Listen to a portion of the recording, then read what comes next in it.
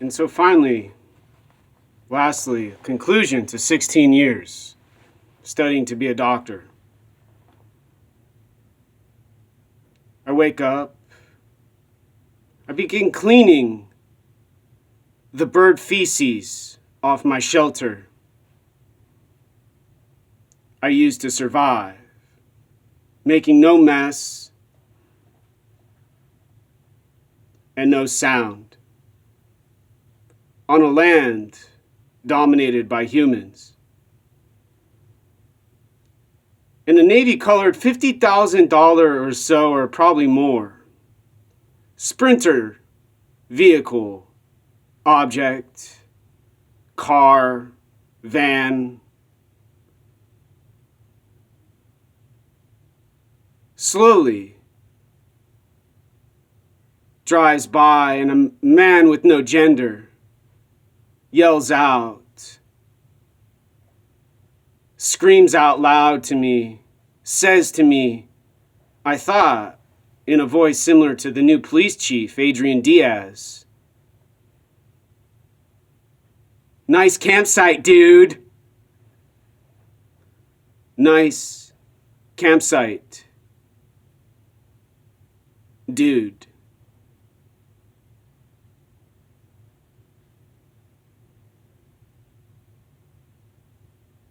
Laughing, driving. In Washington State, where Jay Inslee yells so much about climate change and so little about economics, I don't know where I am in outer space.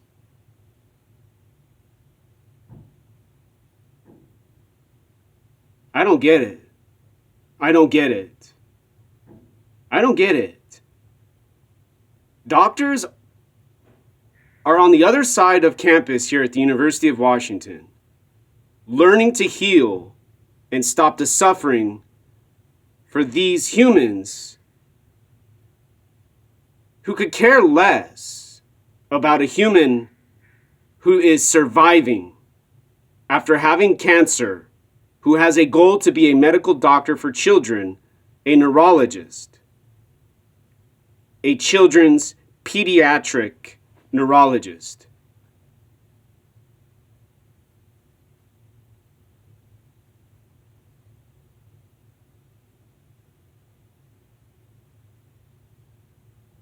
Enjoying the same stimulation the human enjoyed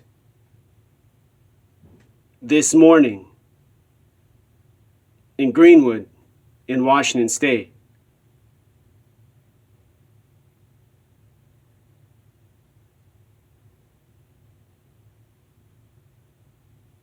I've said it a million times, probably, nowadays. Fuck you, Dr. Manuel Ferrer Jr., and your coward hands and your dumb brain. Not allowing me my death and no suffering. Requiring me to stay alive and beg for suicide with no suffering. Having to live on your dominant object in outer space. You dominate.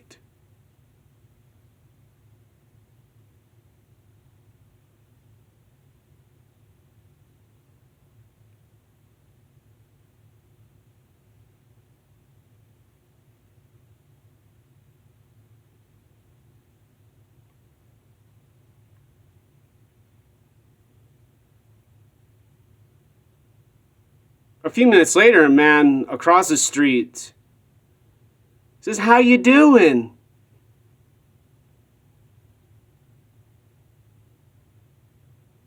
Preparing his sandwich shop to serve some carne asada and some chorizo he probably constructed in his kitchen on a piece of bread with some deep fried potato. Driving his SUV, he parked to pause and say, How are you doing?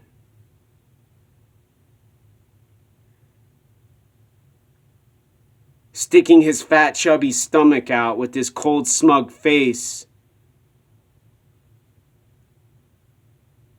Having no problems and no worries and no concerns with so much money.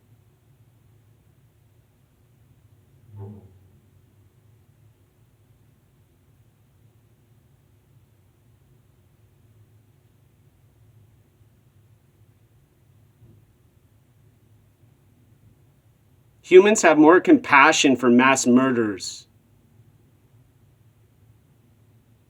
In other words, than they do for those who have had cancer and weren't allowed to die.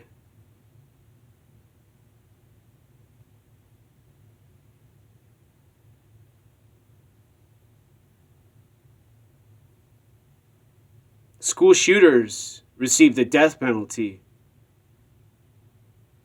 and never wake up, never breathe again on Earth. But I have to record a video and continue to speak in a low hum to explain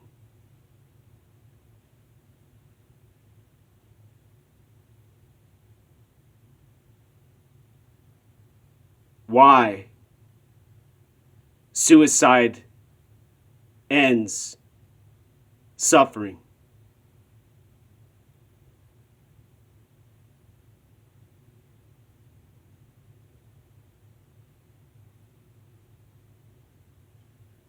And so now today I read more about emotions and probably get in trouble again for talking too loud and not following the rules and the limits of the restrictions needed to study at the University of Washington Library.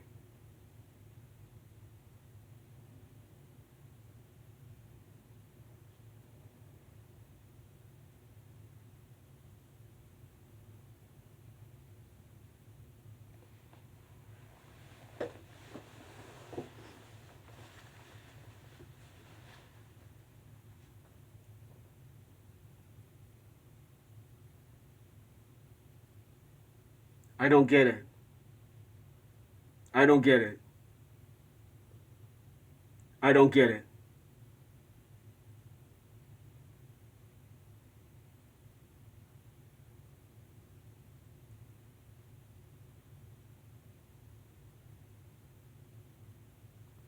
Why are humans so willing to fight wars in other parts of the world and put mass murders to death, but don't allow me suicide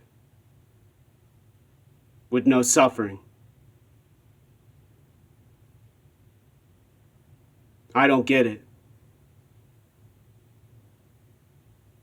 I don't get it. However, I have to keep studying, I have to keep learning, I have to keep waking up every day and repeating what I'm talking about on this video now.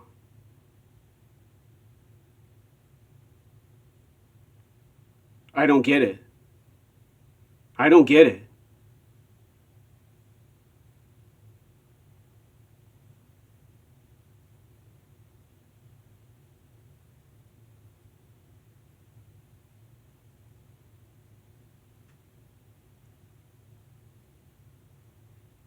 I don't get it. Why bother a human surviving? Why laugh at a human surviving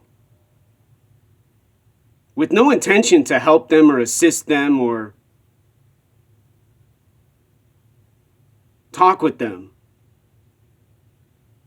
other than They're driving and they're driving and they're driving and they're driving in their vehicle, in their Sprinter van with their navy color and their dominance.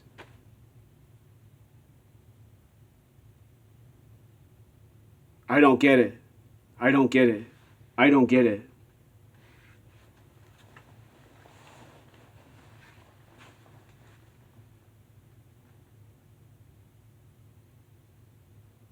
What does a person do every day until they're dead with nothing else to do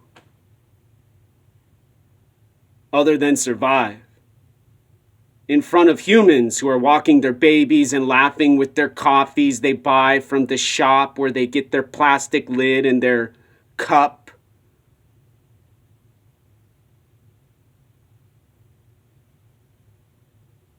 And excitement.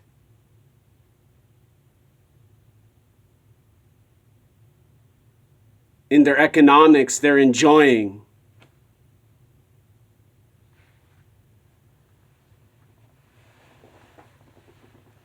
Staring at me, noticing me, observing me, listening to me and watching me.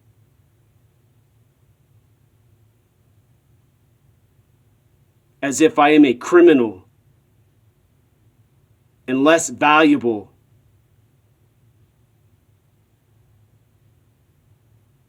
than their vegan creamer and their pride rainbow flag.